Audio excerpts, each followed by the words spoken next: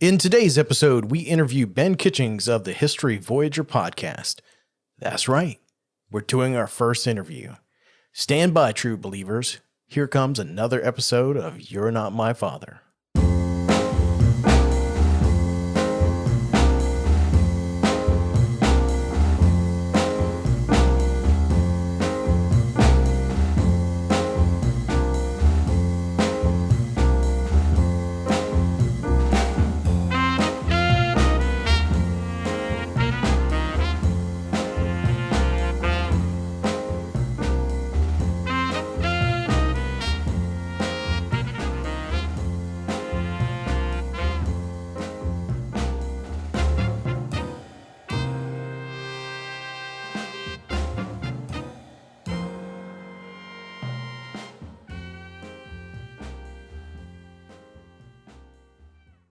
Welcome back to You're Not My Father, the best family-friendly podcast from Alaska and this side of Anchorage.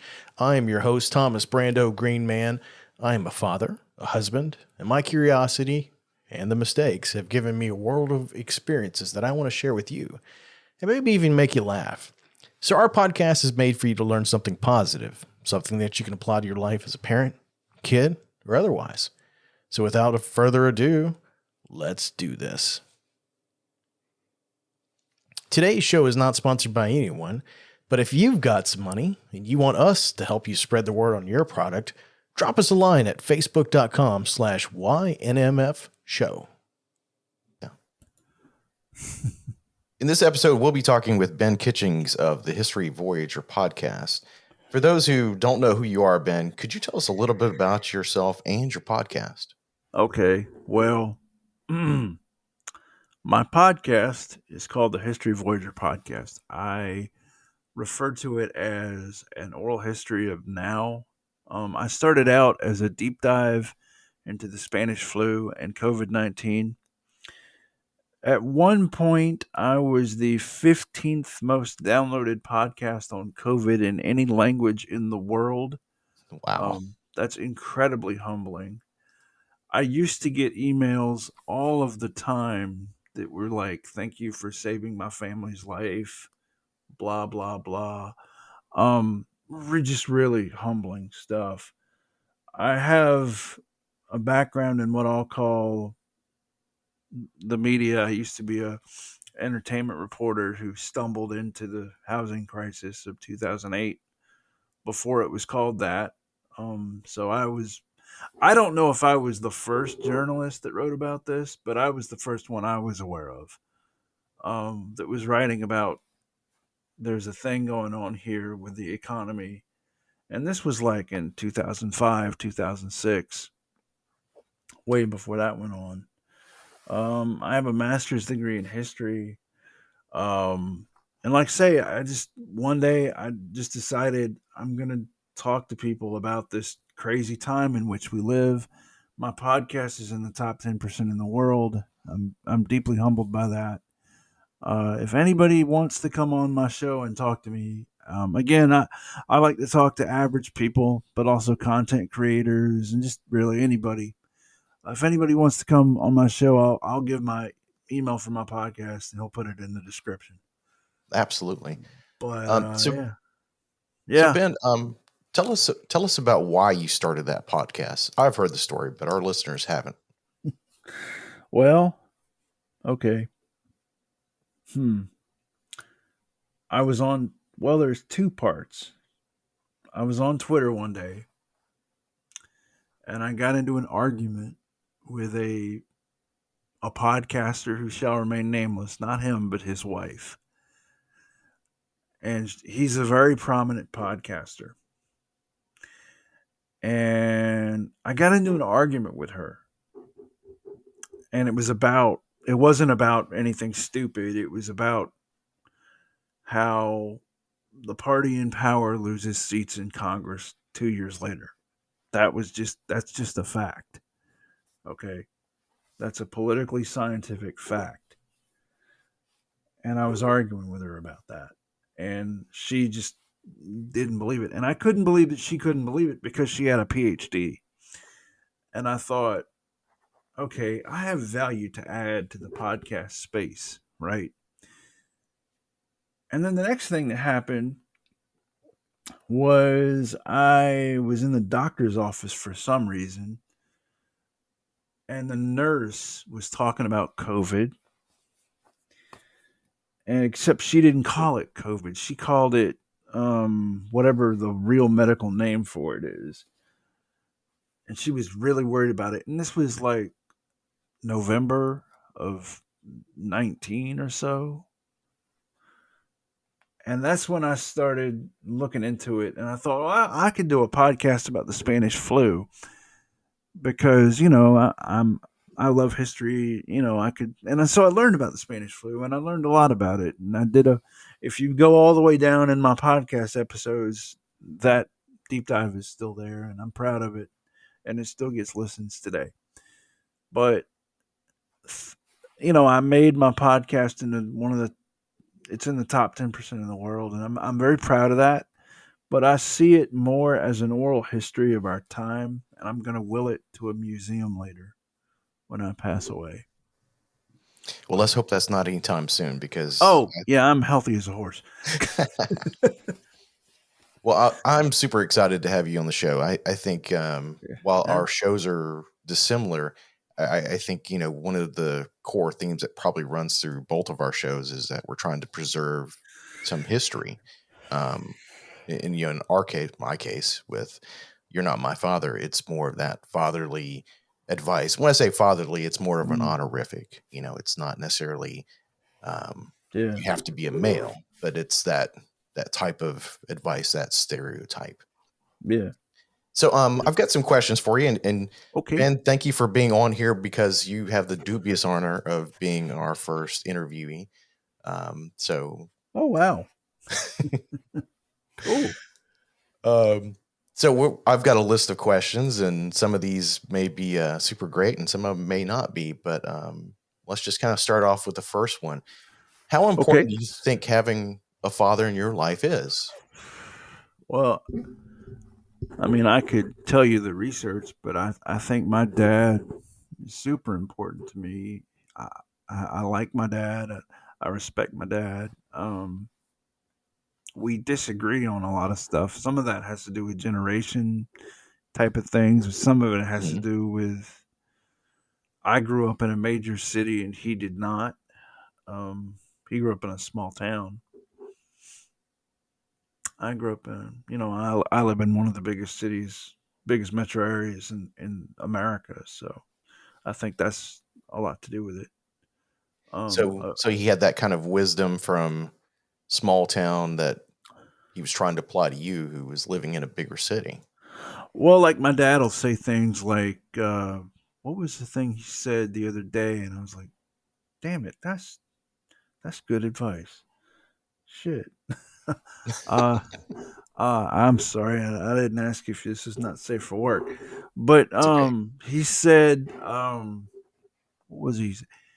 He was talking about how, um, something about the deer and something about how if you have deer, you probably also have foxes and wolves and stuff, and so you need to watch out for if you have deer in your little suburban neighborhood, like if the deer come around a lot.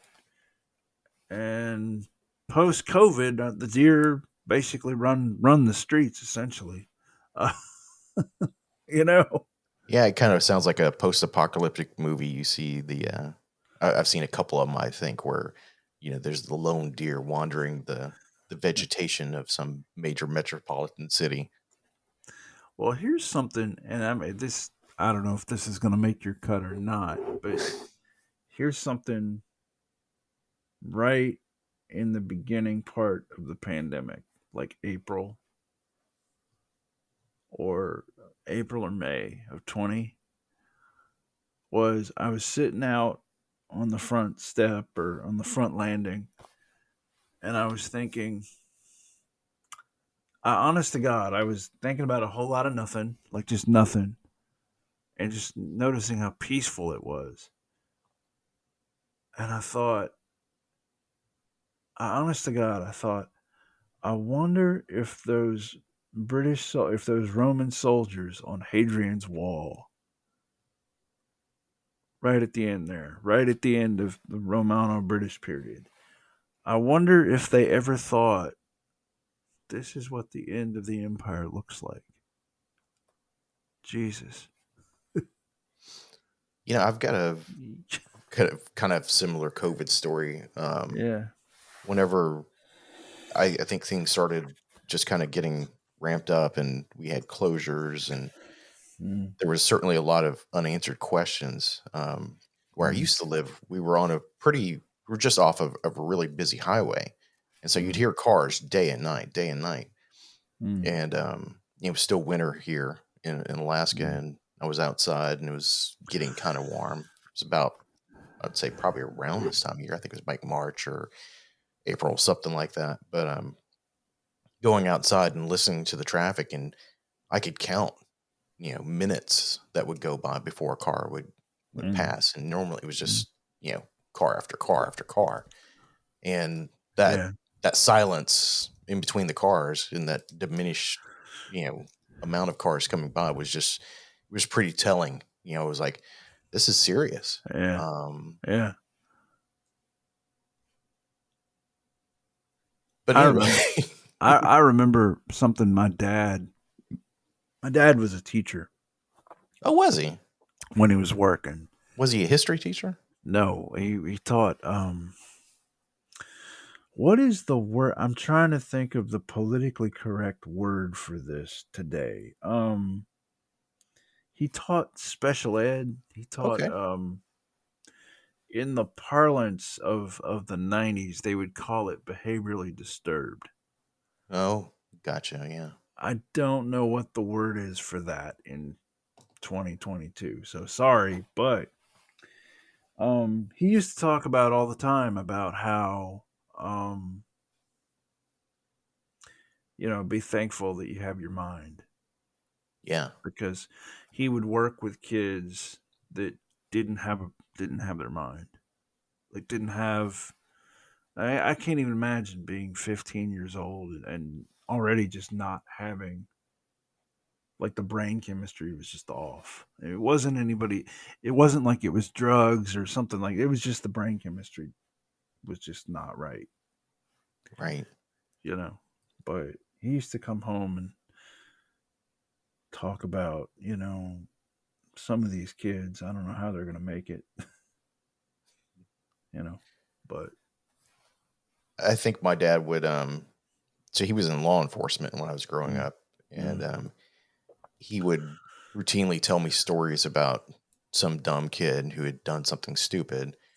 Um, and I think it was kind of a twofold process. I think he was venting to me, but at the same time, he wanted to use that as a teaching tool to scare, intimidate, or educate me into not doing these stupid things. And I remember pretty vividly. He brought home a shoe from somebody that had shot mm. themselves in the foot. You've got this big Shit. gaping hole in the top of it, and it's just, Yeah. the bottom's all just blown out, and there's all this blood and gore. And I forget exactly what what he said the cause of it was, but basically somebody was high and Yeah. mishandling a firearm, and it was it was a pretty powerful flex, if you will, to Right.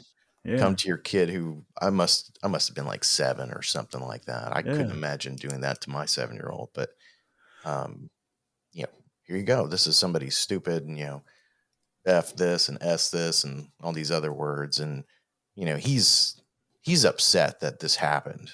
He's not upset that, Yeah. you know, it happened to, somebody Yeah. specific. It was just he was upset in general. And I guess Yeah. that's how he dealt with it. But there was a lot of that type Yeah. of things where he would pass on knowledge to me inadvertently, in a kind Mm. of a threatening manner. Um, One of one of my best friends when I was in my 20s was a is today a gang detective, and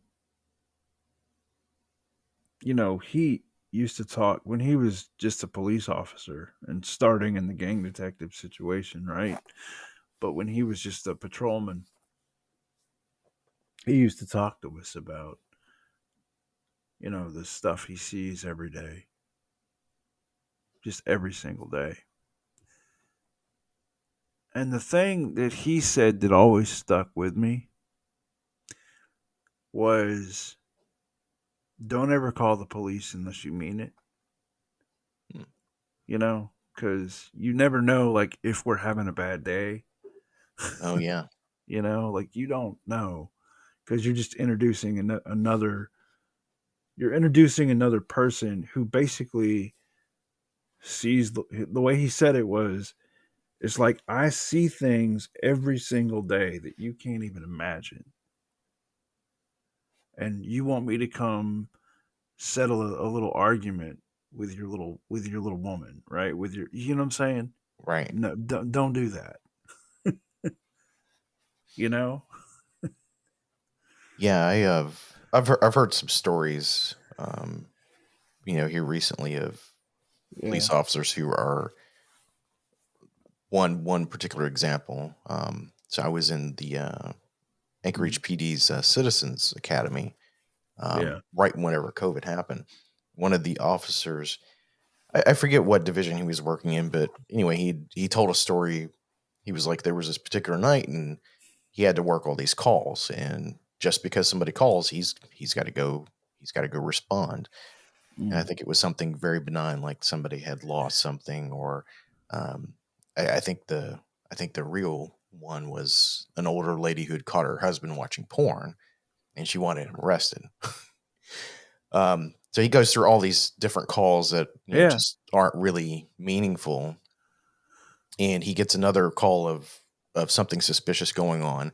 He goes to investigate, and this guy had murdered a grandmother, grandfather, their granddaughter, and in the span of the next 15 minutes, I think he'd killed like two more people. And Jesus. he'd already gotten that call at one point before the lady called him about the porn Mm. incident. If he had responded ahead of time, or if he'd known it more, or if that call hadn't existed, he could have potentially stopped those murders from happening. And so it was one Mm. of those things, like, you could tell that it was still affecting him today. Right. That he felt like he had to do something, and Well, I not to really mean, turn this into a political statement, but police officers in general, there's bad apples in every group, mm. but police officers are really risking their lives to, in a lot of ways, take out the garbage, if you will. Well, Um, that's what my friend was saying, was that you just, whenever you call 911, you're introducing another person, yeah. and you don't know what their history is. Like, you don't know, you know. Um, but he had, similar stories because the county where he worked used to be rural, Hmm. and then it became suburban, and now it's even more suburban. But he talked about how some of the old timers, they just couldn't handle it. They just couldn't deal with it because they were used to that little old lady calling about her husband. That's what they would deal with, Yeah. right? And now you've got people doing all kinds of whatnot. So let's Yeah. Yeah, let's switch back to my dad. yeah. Um, Sorry. no worries. This is great stuff.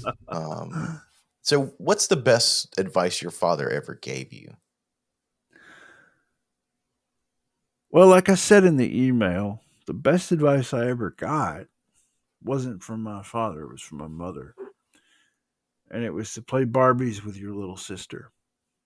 Um Most of the year, my sister and I are 8 years apart. So looking back as an adult, it was kind of ideal Hmm. because we weren't playing with the same toys, and I was old enough to think she was adorable.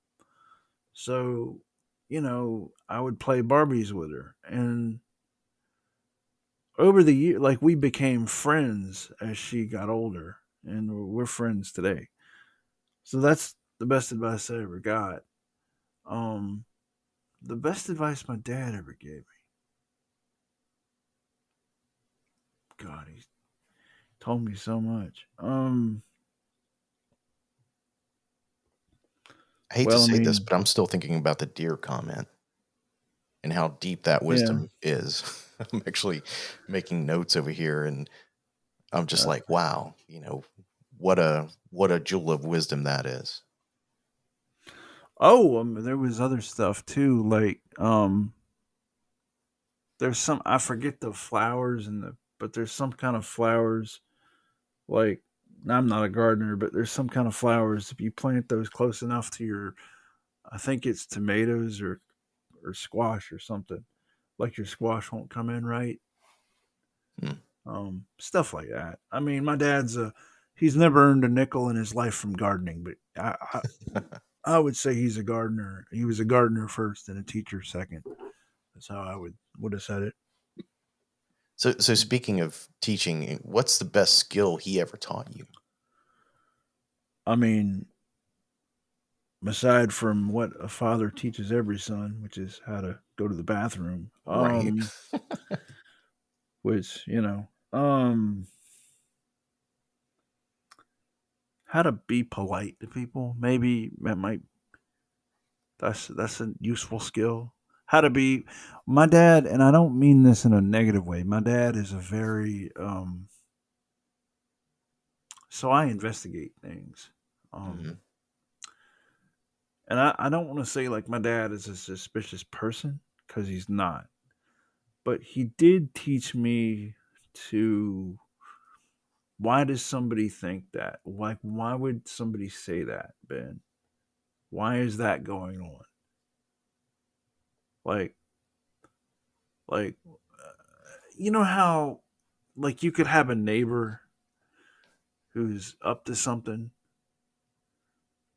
and my dad would be like, "Yeah, maybe don't hang out with those kids." Right.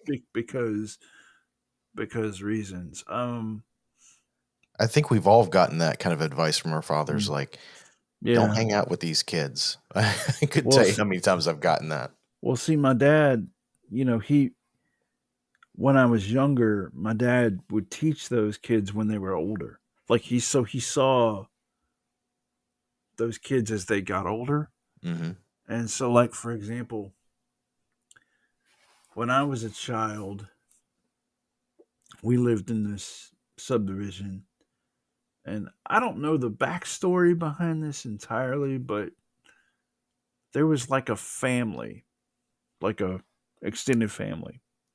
And it was like one kid lived one house, like one from my perspective as a kid, like one kid lived over here and then the next kid lived across the street and then the next kid lived two doors down or something like that. There was like four families and they were all extended family and they were living basically almost kitty cornered to each other, you Hmm. know. And I remember without dragging the kid's name into it, my dad used to tell me, and he doesn't even remember this, but he would tell me like don't play with kid X. Like you can play with kid A and kid B and kid C, but don't play with kid X. Right. Like don't do that. And as an adult, I see now it was because kid X's dad was in the Klan. Oh, geez. Yeah, I know that now. As an adult, thinking back on things I remember, but he doesn't even remember that. But I remember it from when I was like 6 or 7. you You know, know, what yeah. that makes me want to ask you, what do you think about the whole sins of the father kind of concept?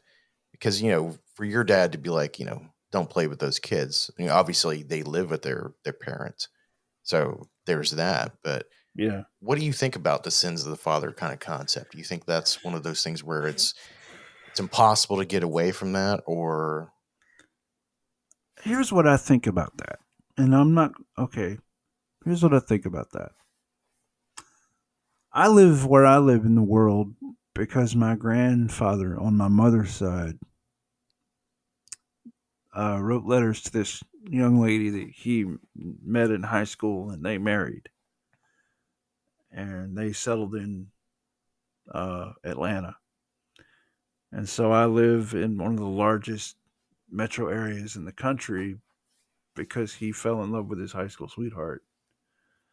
Um, and I do think a lot about how if he'd been to Detroit, if he really did go to Detroit instead of just staying here, what part of me would be in Detroit? Um,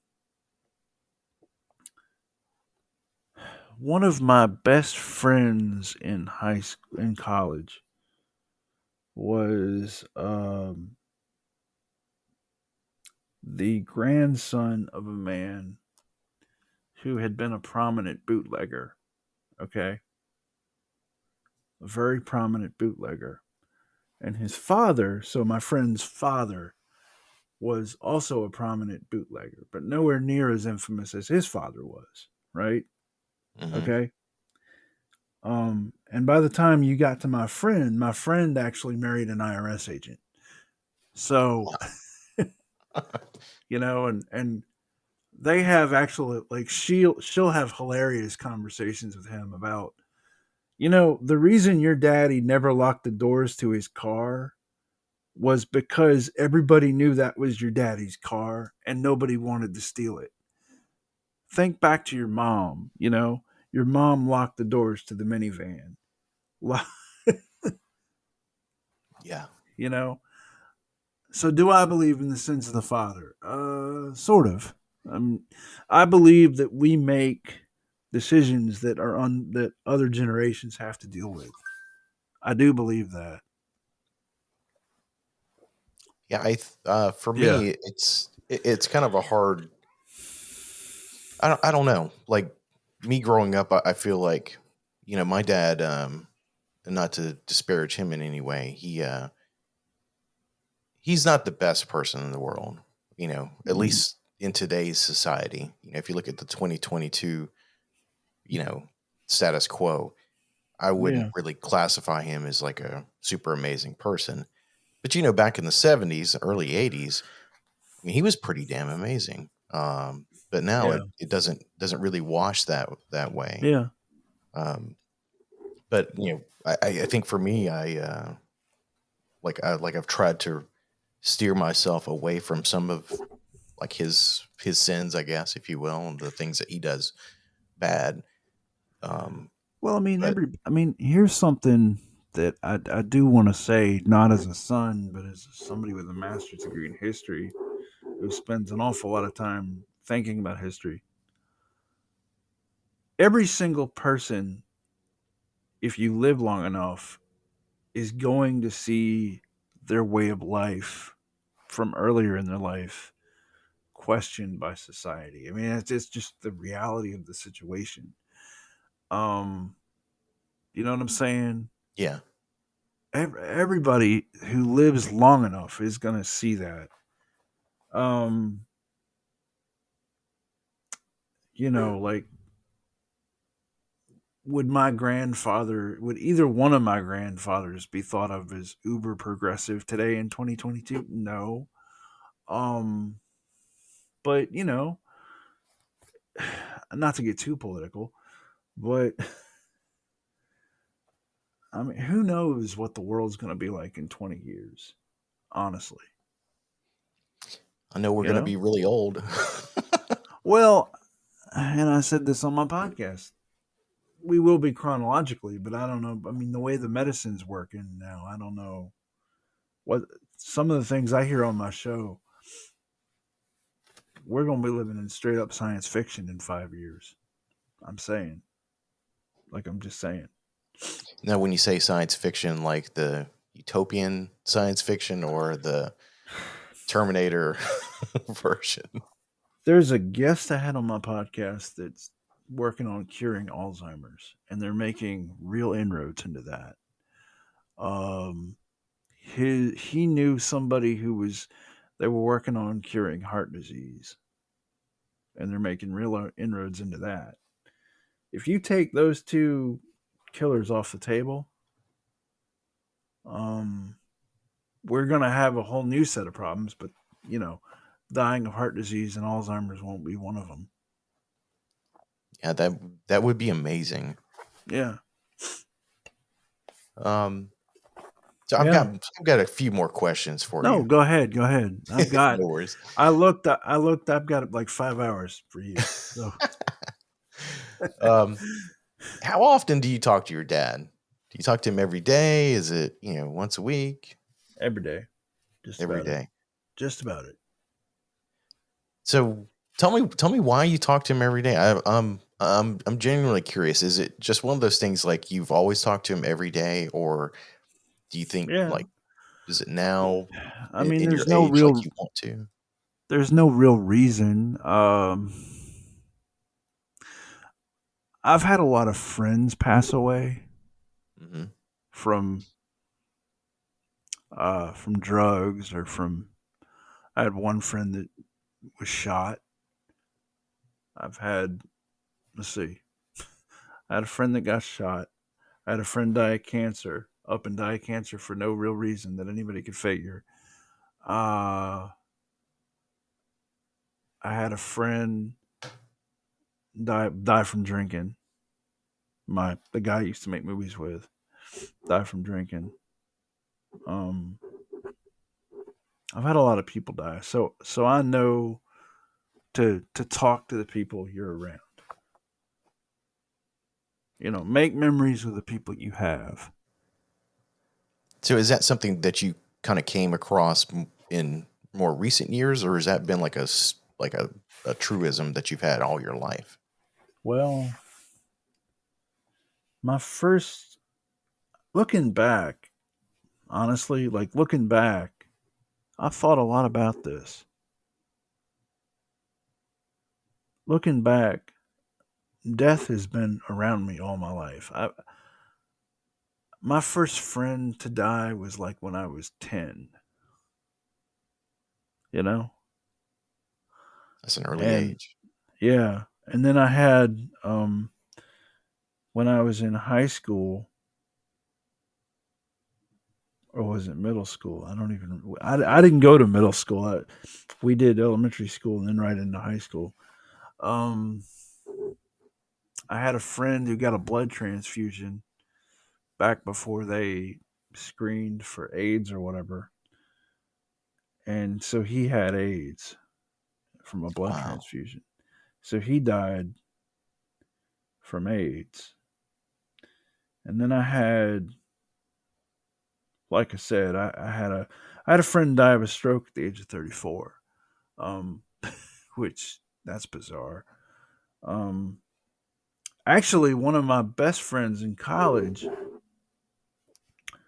people believe, certain highly placed medical people who shall remain nameless, believe was one of the very first victims of COVID.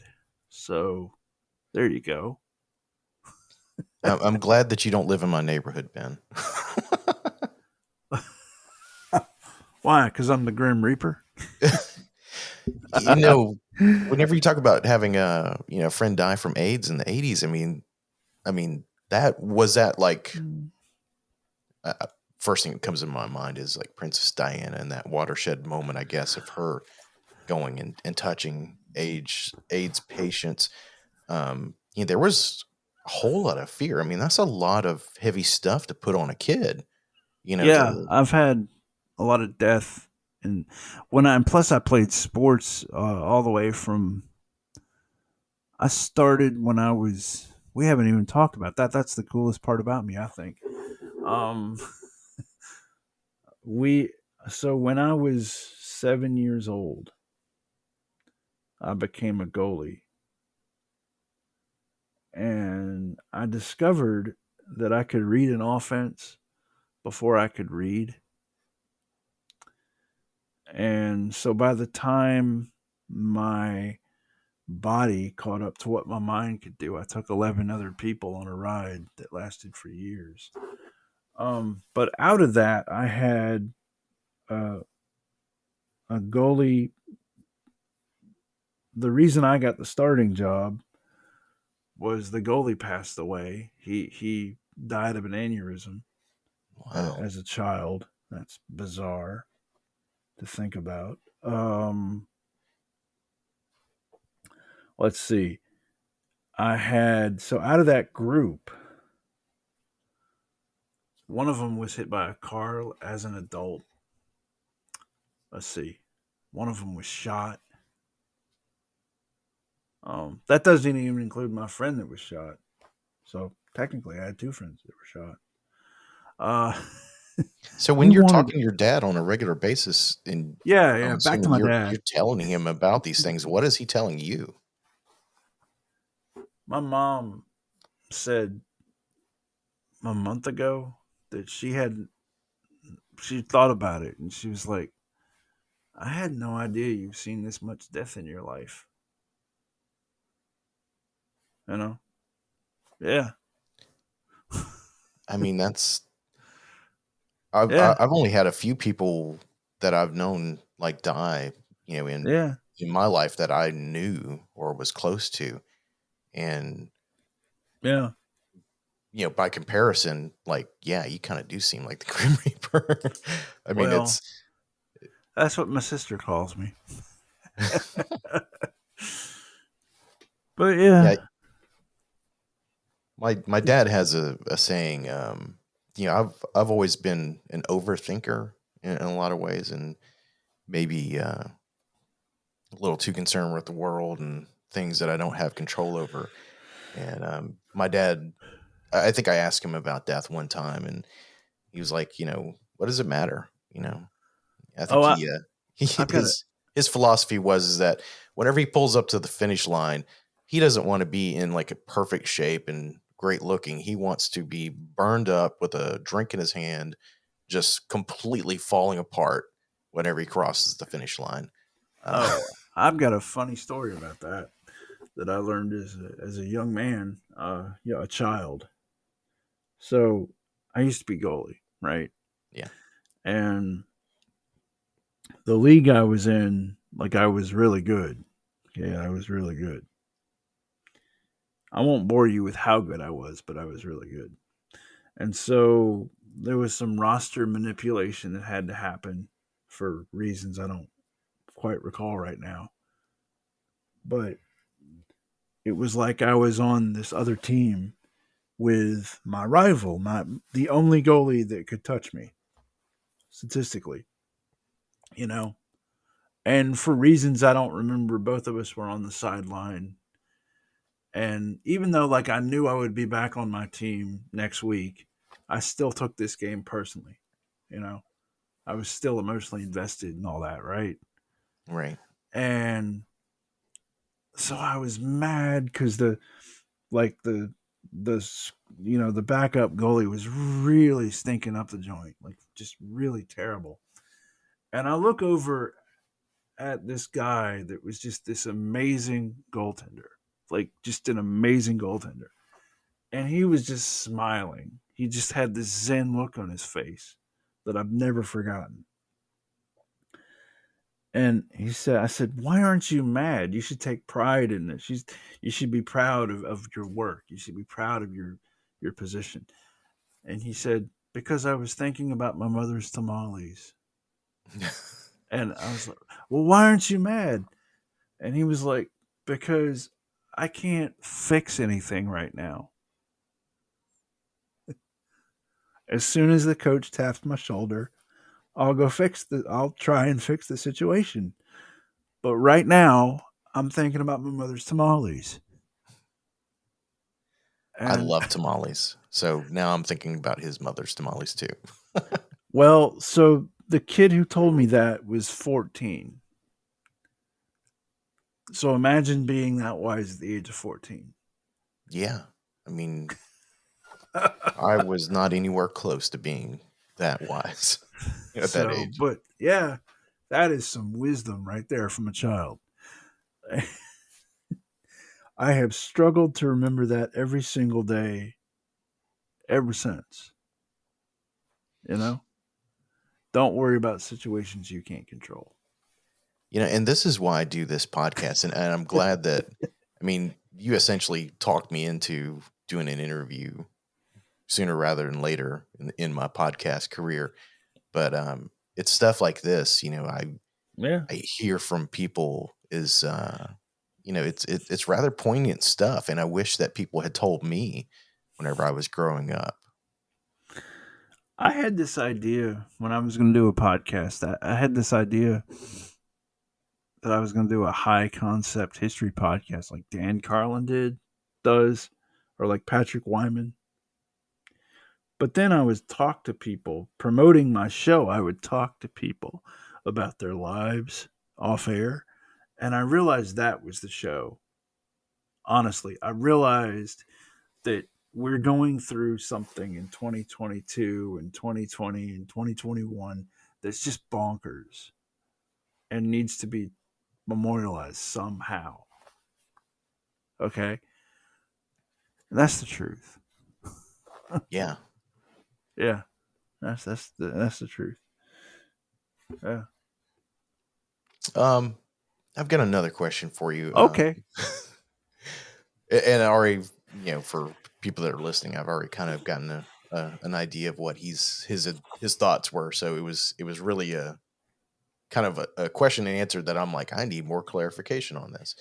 So the question was and is, how old were you when your father gave you advice in marriage, and what was his advice? And I think that you answered as your mom gave you some advice. My mom used to say, and she might still say, I don't know, but she used to say that when you marry somebody, you marry into the family. And even at the age of 10, I understood that was like the stupidest, worst piece. Jesus, that's terrible advice. Don't ever marry somebody based on how their family is. Don't ever do that. Um, you know, you're not living with them. You're living with the other person. Okay, for Well, one. sometimes. Yeah. No, I mean, okay, sure. Right. No, that happens for sure. But also like don't I don't know. It was you know what I'm saying? Um yeah. Yeah. I tell you what, it definitely makes things easier if your families get along together. But There's a lot of truth in that. There's a whole lot of truth in that. but I Um can definitely see why you would kind of buck that trend, or that advice yeah. because, um, you know, I, Yeah. let's put it this way: I've been married twice. Yeah. Well, actually, I like to say I've been married once because my current marriage is still good. So, but the previous marriage, I got along with my ex-wife's family pretty well, and I think their family and my family got along okay, I guess. And Yeah. after the divorce, where do you go from there? Are you still Yeah. friends? And it seemed like, it was like um these alliances, and it was political, and it was like, okay, you guys have said you're not going to be together, everything is over, and it's just like M- this gulf or Yeah. chasm just erupts Yeah. immediately. My So yeah. sister had an ex-boyfriend that I really did like. Um actually. And I guess I can say this on your podcast. What the hell? He was a guest on my show. Oh wow. He he grew up to become an engineer. And I had him on my show to talk about engineering. We didn't talk about personal stuff on air, but we talked about him being an engineer and what he saw going on. And he actually pointed out some stuff that I wouldn't have realized, which is like he thinks, I forget right now the room in the house, but there's a room in the house he thinks is the dining room. That's it. He said the dining room is going to go away because when I think about it, like me and my wife and all my friends, Like when we do cook, we almost never have friends over. But I wonder with COVID, like if that's still true. I I've got an insight into that. Yeah. So we were shopping for houses for the better part of 6 months this year because of the way the housing market was, and there was Mm, very few places that had been remodeled that had a dining room. There were a few, and our realtor said, yeah, it's kind of essentially kind of going away. But to your point, has that changed during COVID? We've spent a lot of time hanging around the dining room table, if you will. Now our kitchen and dining room are essentially one big open concept, so you mm, hear that, but it definitely seems to be the activity center, the hub of everything that kind of goes in the yeah. house. So it's I wouldn't say the dining room has kind of gone away. I think it's really kind of morphed and Yeah. transmogrified into something more during COVID. But Well, yeah, we're here. definitely around that table. Yeah. Well, here's a thought that I've been having for a while. So when you look at history, you look at the built environment, and when you think about the lack of a dining room, what does that really say? It says that I'd rather eat out with my friends, or I'd rather sit around a television with than talk to my friends, right? Well, what happens when you involve a plague? And so you have people that friends have died or friends have gotten injured, and you really want to treasure each other's company. And maybe you could do that at a restaurant, but also maybe you couldn't, like because you have to go. There's a pressure to go. You know, I don't know. Yeah. Let me ask you this: whenever you Yeah. go home, or whenever you've been at home, where do your parents eat? Because mine eat at the bar in the kitchen, and that's where we're at. We never go to the dining room because it's another complete room, but everything happens at that kitchen bar, and that's where my dad is. That's his seat. That's Yeah. where everything happens. They eat in front of the television. Okay. Which is funny because growing up, like dad would eat in front of the television. With mom, that was like a rule. Like you cannot. With my mother, that was like you cannot. Like you could maybe sneak a box of Cheez-Its into the living room, but that was it. Like you're a popcorn or something. But I mean, they'll have full on meals in front of the TV now, and it's like, what the heck? Like, when did this happen? As a family, we've at one point in our old house, Yeah, we always ate in front of the TV, and we had kids, and we're like, well, we don't want them to learn that bad habit, so we tried to incorporate the table and having a TV, and I don't know, we kind of lost sight of that. But whenever we moved to the new house, we said we're not going to have a TV up here in the kitchen area yeah, and dining room, if you will, big all room. And yeah, now it's this fight for volume with our devices. So my son's yeah. got a device, my daughter's got a device, and then we're like, "You turn yours down." No, you turn yours down. And it's like it's What's the same thing. Like yeah, we haven't accepted like this is what we do nowadays. This is what happens. Like you're yeah. going to eat dinner and watch something. What's And so crazy to me is like I think back at this. I had a girlfriend while I was getting my master's, and she was a nurse. Um, she was working as a nurse, and she her house. First of all, she had a house, which for as young as she was, that's kind of remarkable. But yeah, she had a house.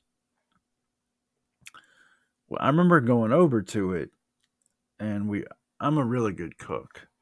awesome. Okay, and I was gonna make fish soup. I call it fish stew, but whatever. It's just fish and some ingredients and whatever else. Okay, fine. But I'm looking at her house, and I kept thinking that she lived with an aunt or like her mother or something because you saw like China, like um a dining room. There was a kitchen table and a dining room table. There for like a single lady. There was a kitchen table, a dining room table, china, dishes, and it just was strange. Not in a bad way, but strange. Did you ask her why she had that? Yeah, she just wanted it. She said, You know, for some reason that reminds me of the story I hear mothers talk about why "Yeah, they would cut the ends off the ham, and you know the well, my grandmother did it, and her mother did it, and you kind of trace it all down, and they were like, because that's how big the pan was, you had to cut it off to fit it in the pan. And so it just kind of became one of those things, like it was a necessity at one point. Now it's like just tradition. And I totally get it, and kind yeah, of the dining room is that type of thing. It's like, well, we grew up with a dining room. Why wouldn't we have a dining room? It's like, well, do you use it? Not really. There you yeah." go. My parents use the dining room as uh, a game room essentially. Like there's a lot of board games in there now. They play a lot of games. But That's awesome. I wish yeah, we did more board games, and well, it doesn't really happen that much, but I'm saying like board games are going through a renaissance. I'm just saying they really are. It's they not just are. it's not just all Clue and whatever else I grew up with as a kid. Yeah, I think Yeah. without getting into another tangent, I think video games in general has taken out a lot of the fun aspect of doing things with other Mm, people. I mean, it's mhm, awesome that I could play games with somebody across the world and have these kind of challenges. But yeah, I think COVID has made people miss each other and really understand that personal reaction and back and mm. forth with something in that regards. Now, I've got friends who are complete introverts who they're like, "No, I love this. I don't want to see anybody ever again." My cousin, when she was living with my parents for a while, um, she would do that. She would play these games, but what she would do is she would just walk around in the game. She wasn't playing it; she was just walking around in it. I don't know. Part of me thinks it's sad, you know. Well, yeah, I could get that. Yeah. I think some of the worst advice, and maybe this is a great segue into some of the worst advice that your father ever gave you. But the worst advice my father ever gave me was that um, you can't make money at playing video games. And you shouldn't consider that a career. Of course, there was probably some F bombs in there. And nowadays, people are literally getting paid mega money to play video games. So thanks, Dad, for that horrible advice that somehow or another I knew was wrong, but I went ahead and decided that he was right. So for you, Ben, like, what was the worst advice that your dad ever gave you, or your mother? Oh God. I want to preface this by saying that unless your head is to the ground, like unless your ear is to the ground of society, there's a point at which the advice you give a young person just doesn't hold anymore. Yeah, Unless of course you're like somebody like me who talks to people all over the world and like you see it, like I can see this new world coming into being. Okay. Um. So like I would tell somebody the opposite of what I was told. hmm, Okay. I would literally say, look, what you need to do is they have these online courses with Google or whatever. Do that. Okay. Um, Also, you want to find it's amazing how many people that I interact with through this podcast and other stuff who they're programmers, but they never sat one day in college. Yeah, I feel that one. It's just amazing. Um, the thing I've learned, so why is my podcast a history podcast? Here is a thing going on across the planet that I did not know about until I started talking to folks all over the world. One, people are learning English. People that don't speak English natively are learning English. Okay. Two, American culture is, if not everywhere, a lot of places to some Right. degree or other.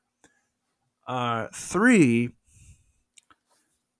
if you take a person in Venezuela or Mexico and you give that person an internet connection and you give them the desire to learn English and the desire to better themselves, they're going to learn coding. They'll also joke with you and laugh around and blah, blah, blah. And I don't want to say like they're all like 50-year-olds trapped in 20-year-old bodies, but because they're not. Okay. Hey, I resemble that statement almost. I'm But almost you 50. know what I'm saying? Like it's not like they never joke around, but it's like these people have a single minded desire to better themselves. Yeah. Okay. Um you're not going to be able to sit in a classroom and replicate that energy. You're just not. And you're I talking to agree. somebody who spent 13 years in college. Okay. There's no way you're going to be able to replicate that energy. So, what I'm telling you is, my dad said education is the most valuable thing you can have. And what I'm saying is, maybe that's right, but it's not going to come out of a classroom. Right. I've actually got a very on point discussion with that. So my Yeah. daughter, she's 12 now.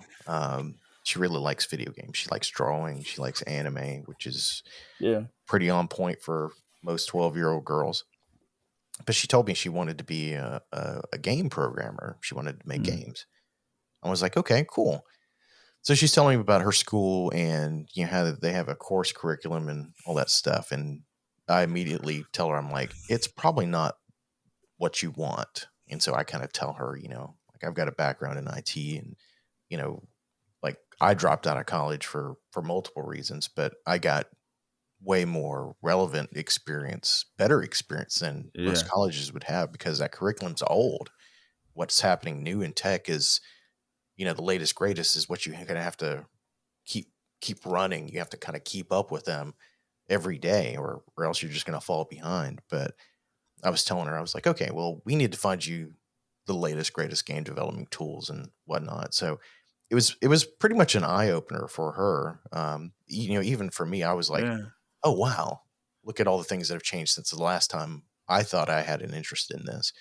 And I was like, the school is way out of touch. But yeah, kind of going into the whole thought of like, there's people that don't have a college degree that just dive into some area of technology, Yeah. programming, or graphics or whatever, and they're creating the future. Like Gates never graduated from college. He just jumped straight into business and whatnot. Yeah. So I tell my daughter this all the time, and it wasn't something my dad passed along, although I wish he did. No. Was do what makes you money as a career, and then Yeah. use that money and do what you love. But don't confuse the two. Don't go out and do what you love because it may not make you money. You may not be happy with it. Well, what I'll say is, honestly, what I'll say is, I think one of the biggest. I tell this to people. I tell this to people on Twitter. I tell this to people in my family. I tell this to people, my friends. I'm gonna tell it to you. Okay. You cannot understand our time, and I'm talking from a history perspective, from a historian perspective, right? You cannot understand these historians cannot understand our time in the future, right? Without understanding two things. First, the college industry in this country is dying. And not just in the country, in the world. It's dying. The second thing is the media in this country is there's just not enough, there's too much media and not enough people almost. It's when I learned about the media and when I started working in the media, it was drilled into me by my boss and by my professors and by just people I worked with. There's too much news that happens in a day. Okay. Now we Yeah. have the opposite problem. There's just not enough news. There's literally not enough news that can happen for all these websites and blogs and cable networks and there's not enough. So they got to sensationalize, you know. Yeah, I can see that. Yeah, we're like a newspaper. I used to work in newspapers way back in the day, and Yeah. it seems kind of cute and antique that you would spend all this day pulling in stories from the AP Newswire, or maybe you've got some local reporters, and you pop in a few stories maybe that you've been working on for several days, and you publish a paper, and it comes out, you know, it's done by like 10 at night, and then it's at your front door in the morning. But Yeah. what's happened since then? A lot. It definitely does seem so outdated. You know, Well, I mean, think about this though. Okay, for example, I used to be on a radio. I was on a radio show. There was a woman that she had a radio show in Singapore. Okay, and so for a while there, I was on her radio show every Wednesday. Now it was happening in real time, but for me it was morning, and for her it was the late evening. right? Okay, so even I remember, people being blown away by the fact that L.A. and New York were whatever, or like New York and Alaska, or what was it like New York and Kuwait. Okay, we had to wait for Kuwait or London or whatever. But now it's like you're talking like I have a podcast with a fellow from New Zealand. Okay, so we're all one big global village here. you know, Yeah, well, I This- mean, I can talk to anybody at just about any point in time as long as they're awake. yeah. Or if you're big enough, they'll wake up for you or what, Right. whatever. But yeah, so the advice my father gave was to, you know, concentrate on your schooling, and I would say that's actually not what I would tell people today.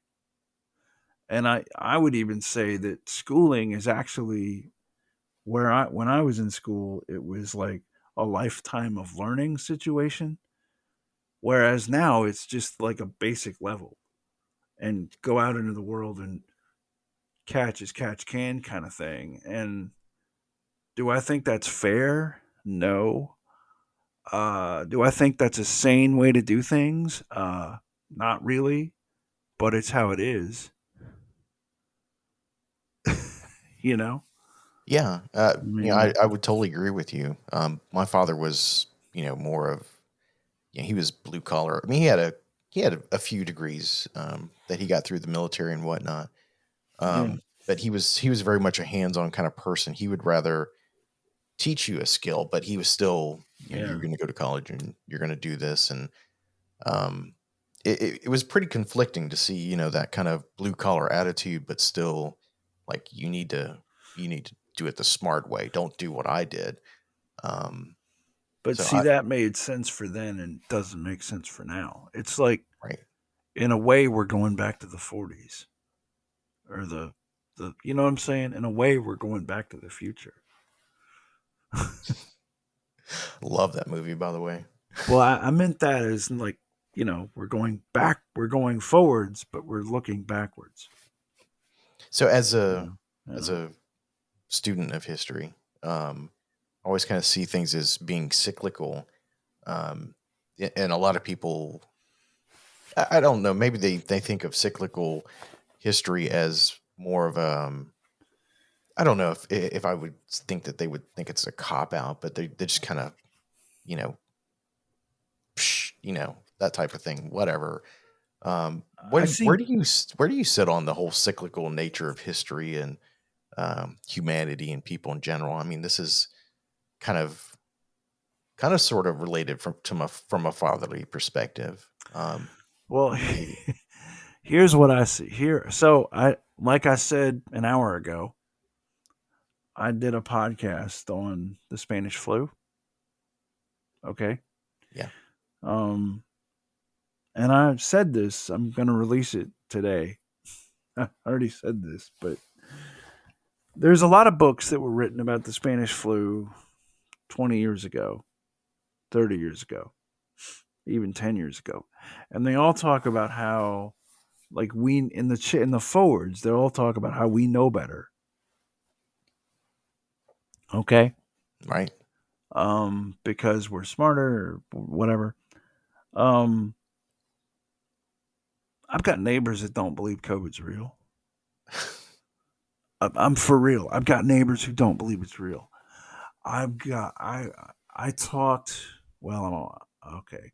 Um, I talk to people all the time who, okay, they think it's real, but they don't think it's real. Like they think it's real, but they don't think it's a thing, like a problem or whatever.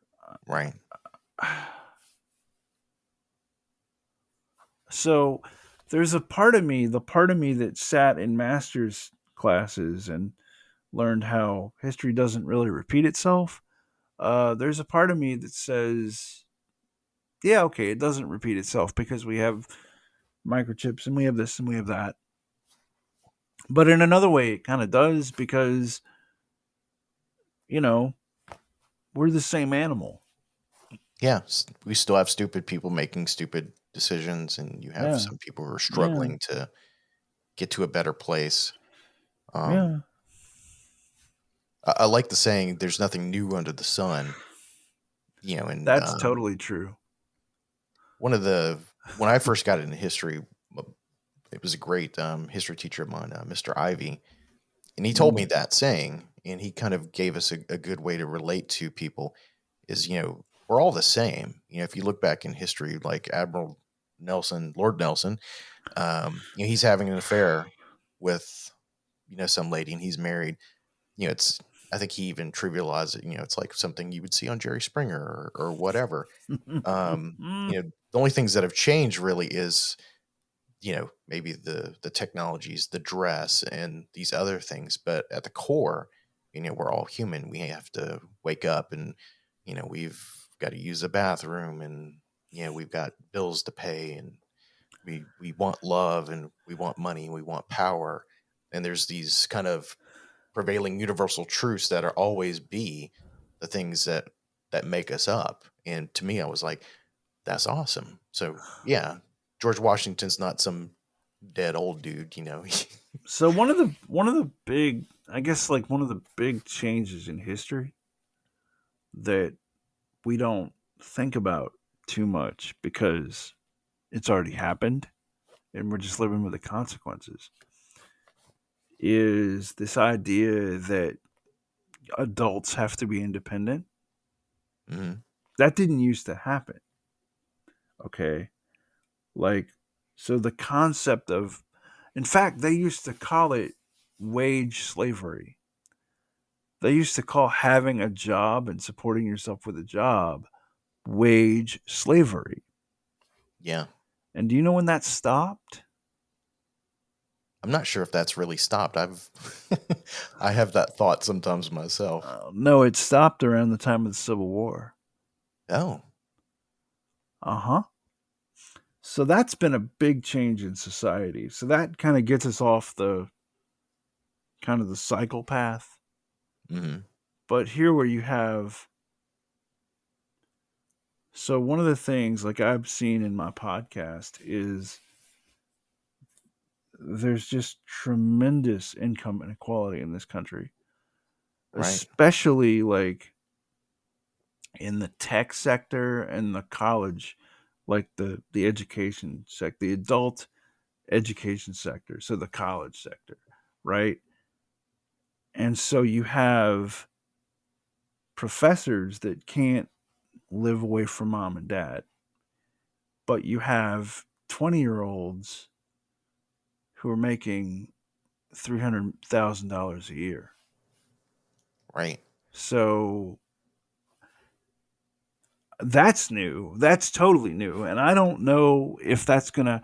It's like I was talking to somebody about this. So when you talk to the ad people, when you talk to ad execs, which I do for my podcast sometimes, um, they'll all tell you off air, like, we have no idea how to sell things to people anymore. Wow. What they mean is there used to be a thing where like people of similar education levels would hang out together, Right. and that's not true anymore because going back to that 20-year-old making 300,000 and the guy with the PhD who has to live with his sister or whatever because he has a PhD and he's quote educated him, he's quote overqualified for everything, Right. unquote, right? So how do you, that's going to be new. That's going to be new. And there's a lot of things that are going to fold into that that we've never dealt with as a species before, right? Yeah. So, right. Yeah. Yeah. No doubt. Yeah. One of the we're talking about this, and I think about this word that I've heard is mixed slavery. You know, where Mm-hmm. you've got people who, you know, they're working, you know, in kind of a form of indentured servitude in a very loose term. You know, Mm-hmm. they're beholden to their bills and their you know, their rent, and you know, maybe they're lucky enough to have a car, but they're working at fast food establishments, or you know, jobs that other people don't want to do, and you know, they're continually being more in debt. They're really not getting out. They're just getting further Mm-hmm. indebted to whoever. So And instead what of being enslaved to one person, it's corporations or mhm. lifestyles, or you know, And whatever. what got us out of that? Like what got our ancestors out of that was going to America. Yeah. So I think maybe going to Mars, or if I was to be put my historian hat on, right? Maybe Right. going to Mars gets us out of that. Maybe going to the moon gets us out of that. You know, Yeah. I feel like me coming to Alaska was part of the way that I kind of bucked that cycle.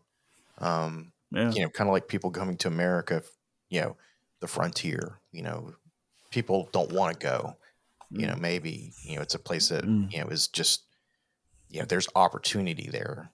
You know, the same thing we're, you know, talking about people from, you know, maybe Latin America that come to this country and they're willing to do jobs that nobody else will, because they've got mm, that drive and determination that so many Americans, I would say, you know, just don't have. You know, we want everything given to us, but there's so many mm. people in this world who have nothing, or nobody's willing to give them something, so they'll do anything and everything to Yeah. work and make something for themselves. It's almost like this Mm.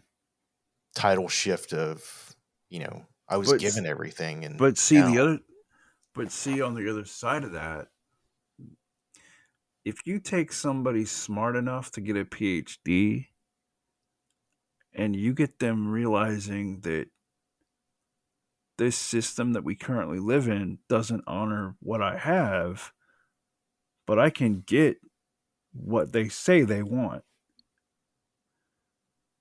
you know? Yeah. Like I remember in college learning that somebody with a PhD somebody by the time you get a master's, you're dealing with somebody with a genius IQ. Okay, so you take a genius IQ and you put them on a problem. you know, Yeah. I mean, like I talked to who was it? Was it one of these didn't make the air? It was like a record producer who'd been a crack addict, Wow. and he talked about his just it sounds like a cliche, but like he said, I put my intellect that I used to have focused on how to get my next hit on how to be a record producer, and I became a record producer. I mean, here's people ask me all the time what my favorite point of history is, and it's not what anybody thinks it is. It's never what anybody thinks it is. Let me tell you what it is. So, when I was in college first, I had a roommate who was a biology major. And so I have a vicarious biology degree. Okay. So he told me a story that I've never forgotten. At one point in our history as Homo sapiens, okay, as not even Homo sapiens at that point, we were, I forget what you call it, Homo habilis or something, a standing ape, Yeah. a great Homo ape, erectus. that stood up. At some point, there were 10,000 of these creatures in a dry riverbed, and they come across dead and dying, basically herbivores, right? And they decide, they've got this new they've got this new brain. And it's just, they can't do it on the whole diet of berries and leaves. Okay. They're not cutting the mustard, Right. right? The salad bar ain't doing it, right? So they got to switch teams. They got to go to team meat eater. So instinctively, these beings kill these animals and eat their marrow because it's all they can eat. Okay? We descend only from the creatures that did that. That's my favorite point in history because we switch teams. It sounds like 2001: A Space Odyssey, where Yeah, the one ape throws up the bone and hits the other one, and the yeah. music swells. That's my favorite. But see, like that creature was flexible as all get out, and that's how flexible we have to be to make it in this world. Do you I think we're think. flexible enough as a society, or I think we're flexible enough as people. Um, I don't. I'm not one of these people that's worried about will America make it because that misses the point. right? That when you talk to people, when you study history like I have, you run across families that have stayed in the same house, and that house has moved countries, but the house didn't move. You know? Yeah, yeah. I see that. I think from a genealogy perspective, yeah, I can Yeah. trace back my family to like 1042 in Jesus. France, and Wow. Yeah. I We're mean probably things related. possibly, but things have changed. I mean, countries have changed. Alliances have changed, languages have changed since then, Mm, and mm, somehow or another, we're still here. mm, So to me, it's mm, like I feel like we are the survivors of the survivors. We've survived all these different things, and whoever ends up living past the pandemic is just another one of you know champions, I guess. Who have gotten past all these adversities throughout history. mm. There's a scene from my childhood that I remember. my great aunts and uncles and on my dad's side were sitting in the den at my granny's house,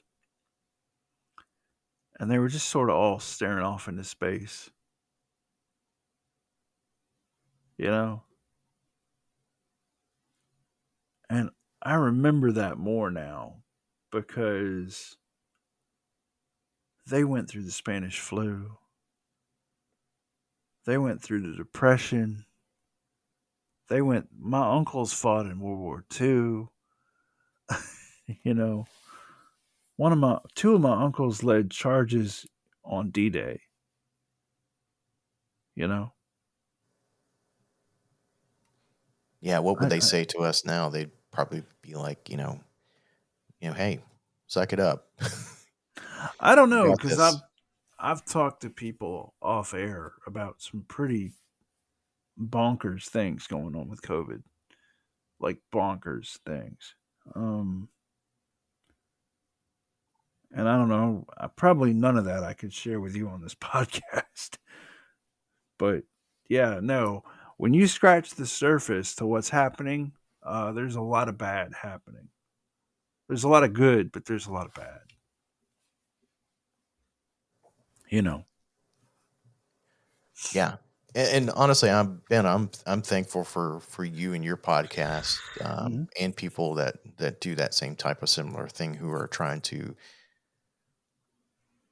bring some history and some perspective to the things that are going on. I think you and I had this conversation that, Hmm. at some point, several years from now, let's hope Hmm. that this happens. But there's going to be all these Wikipedia articles, and there's going to be this deep dive of, like, here's what really happened, and here's what, this report and the congressional, report said this, and these types of things. Well, There's going to be the official version, and then there's going to be like the stories from people who mm, aren't from the government or aren't from. well, tinfoil hat time. Black Hawk helicopter tinfoil hat time. Awesome, let's do it. Um, the heart attacks have skyrocketed in this country. Um, you've got to understand that this is a disease of the circulatory system and of the nervous system. So heart attacks have skyrocketed, strokes have skyrocketed. Um, when you come out of urban and suburban areas, a lot of doctors don't tell people they have COVID. Okay. Um, okay. There's a guy. I'm gonna say this. There's a guy in the United States. I'm not gonna say where, who was basically ordered by the head of the hospital to go to Mattress Firm and buy mattresses for the hospital. Okay. All right. So think about that. Yeah, I'm trying to think. I'm like, is Yeah. that just because of so many patients, or It's because, well, it's a lot of patients, but it's a lot of other stuff. It's a lot of patients that they would. So even if you just take the people that, quote, died of COVID, unquote, which is dying of COVID that they were diagnosed with, okay, that's a cancer sized killer. Okay. So you've added cancer on top of everything else in terms of numbers. Okay. You're not talking about Betty Sue that died of a heart attack at 34, right? You're not talking about Jim Bob, whose neighbors all passed away in one weekend. now there's a Okay. southern word or name, rather, Jim Bob. And Don't hear too also much. Betty Sue. I Yeah. mean, but these are stories that I've heard off air, but I can't say the name, so I have to say Betty Sue, Jim Bob, that kind of thing. You know, just saying. You know what I mean? Yeah, yeah, I get it. So, tinfoil hat time. A lot more people died of COVID than there ever used to be, than anybody realizes. Yeah, it'll be interesting to, at least for me, to read, the the aftermath of this, and I say that in a very positive term because I'm hoping that, there is an aftermath and, it happens relatively soon. Well, I think one of the biggest changes is going to be people are going to be all this work from home. I think all this work from home, people are going to be able to work wherever they want, and so that's going to be a destabilizer. Um, I talk to an awful lot of urban people who don't want to be urban anymore, but feel trapped because not because they like the coffee shop or the whatever, but because that's where the internet is. I will wholeheartedly agree with that. You Home is know, where the internet is. you know, I talk to an awful lot of people who want to leave the city but can't, but not because they miss the amenities or whatever, but because they need that fast internet. And you know, so So, Ben, I want to thank you for being on the show. I think we're mhm, probably hitting our limits here, but an hour and a half. yeah. If there was one piece of advice that would sum up everything, and maybe it's a short saying, or maybe it's a long one. What do you think like is the best piece of advice that you could give? No matter the origin or whether it came from a father or not. What's the best piece of advice that you could pass along to anybody? Well, the two pieces of advice that I'll pass along. One was from my mother. Well, three. One's from my mother, one's from a coach of mine, and one's from me. Okay. The first piece of advice my mother gave me is, and this is for those of us, those of you with children, um, to have the kids play together. That's the best advice I ever got, ever, hands down. Uh, that's the first thing. The second thing, so my coach always used to say, because every time I'd go somewhere, every time I'd go to an away place, like an away building, they would boo me. They used to boo me all the time. And so the coach said, if they're booing you, you're doing something right. So if people are booing you, you're doing something right. Um, and something I would tell people is we're never going back to normal. Normal for me is 1998. Okay. As soon as somebody can tell me what car to get in and where normal is and how to make the world stop, none of which can happen. So be flexible and don't expect the world to go back to normal. You know? That is actually a really great piece of advice, and that's probably not an easy thing to say. I go to a lot of business conferences, and Mm. at one point in the past year, we heard the new normal and all this other stuff, and then kind of dropping off the face of the lexicon, if you will. People trying not to say normal, but invariably they do. But that's a bold statement. We're not going to go back to normal. Um, Well, I like that. I'm gonna here's chew a on that thought. one for a while. Here's a thought I've got. I mean, and you might have to go, but here's the thought I keep having. How many people are dead that had a job? And leaving aside what that does to their family, that job has to be filled. Yeah, And how many people are even qualified to do that job? So how many jobs are going to be done OJT, right? And how yeah, many okay, so how much is it safe to go back to a college? Like, probably not, okay? Um so how much training in a college setting is going to happen anyway? Number 1. Number 2, you know, there's just all these things that COVID just exposes, that there's all this stuff that's going to go down, literally, either literally or figuratively, and people are going to keep surviving. Yeah.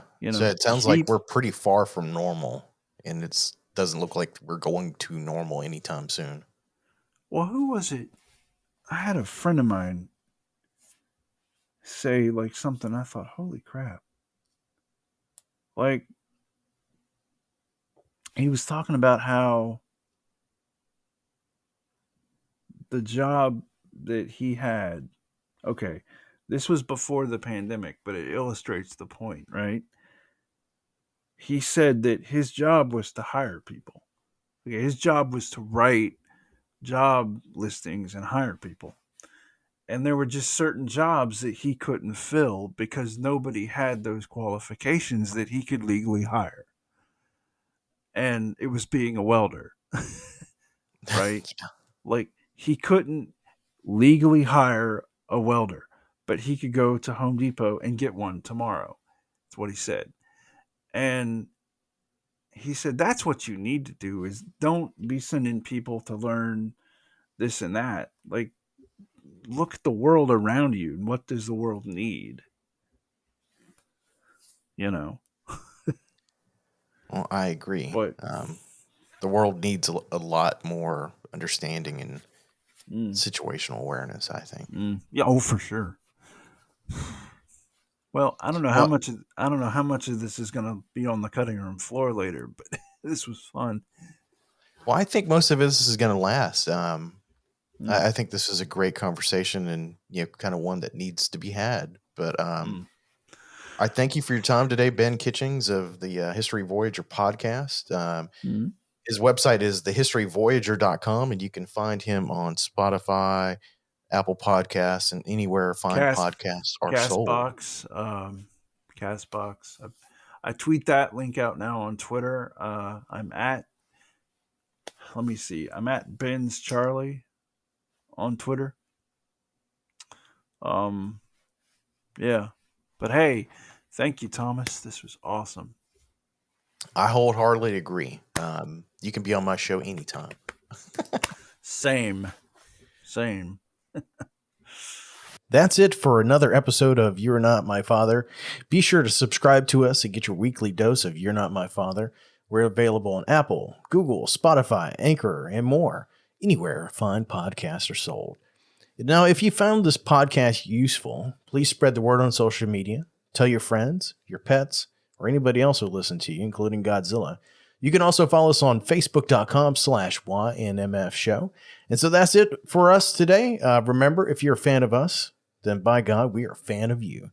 So take it easy, stay positive. Remember, good vibes only, bruh.